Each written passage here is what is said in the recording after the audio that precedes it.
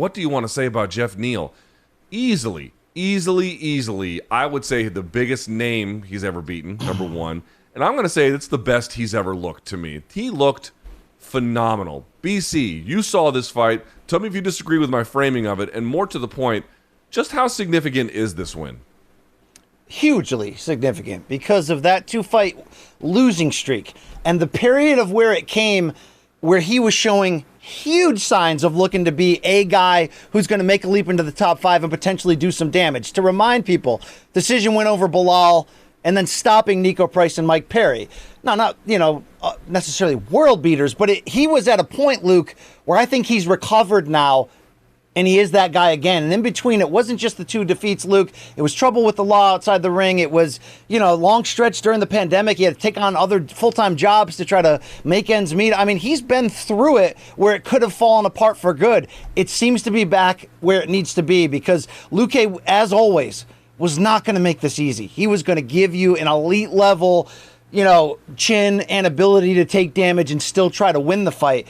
So, Luke, I mean, do you get a little like Johnny Hendricks vibes from him at times too? I mean, his game, especially on the feet, is violent. It maybe he's not as technical in terms of getting to your chin with that big left hand like Johnny would do, and maybe he's not the same wrestler. You can tell me if I'm wrong on that.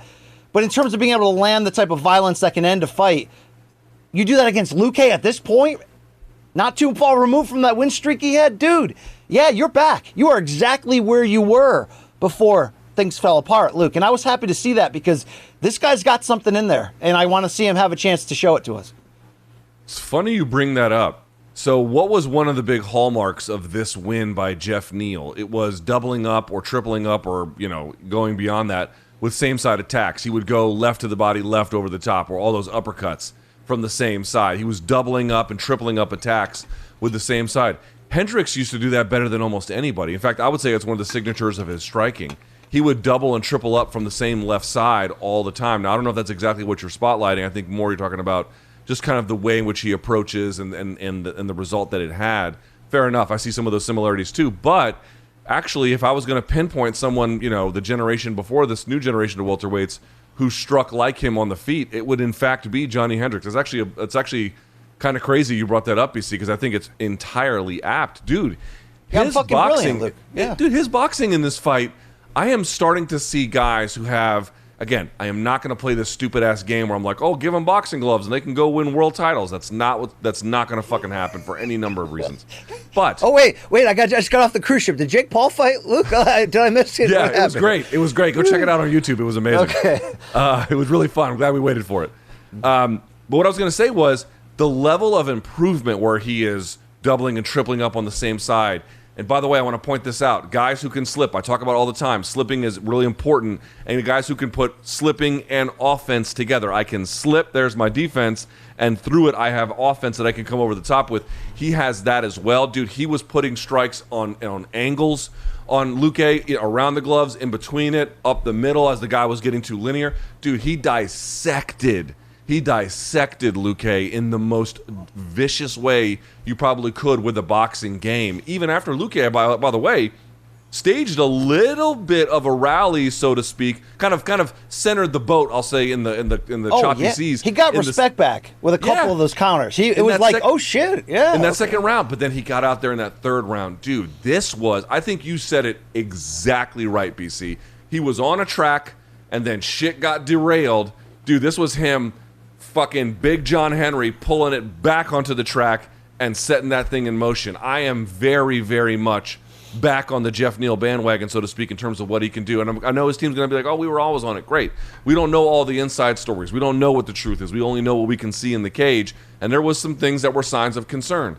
This was him very much getting back to where he should be, and I was super impressed by him. Loved it. And I like his hardworking personality. So that was good to see too. Luke, at 5'11", do you think he dunks spectacularly?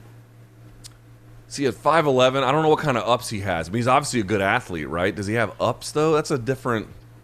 Dude, why are we not doing an all-star game dunk contest at International Fight Week? Please, okay? Anyway, Luke, my real question to you is, what do you do with him? Where do you put him? I mean, this isn't the same guy that lost to Thompson and got the split decision win over Ponzinibbio last time out to kind of keep things going in the direction.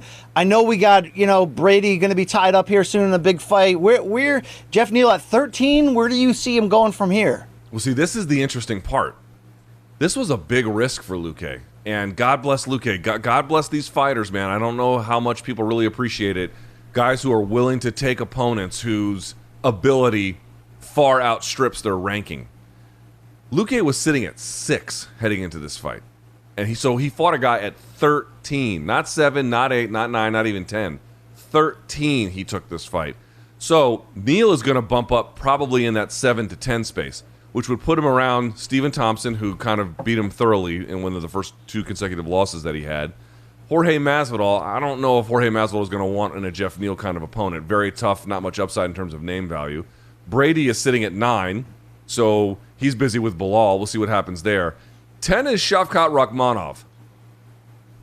That's an interesting one. Geoff Neal versus Shavkat Rakhmonov. How do you like that? Well, dude, that's... Damn. I mean, rankings-wise, it would make a lot of sense, but... It's like, well, come meet the wood chipper. You know what I mean? It's like, I don't want to forget that he did make a ballsy call out.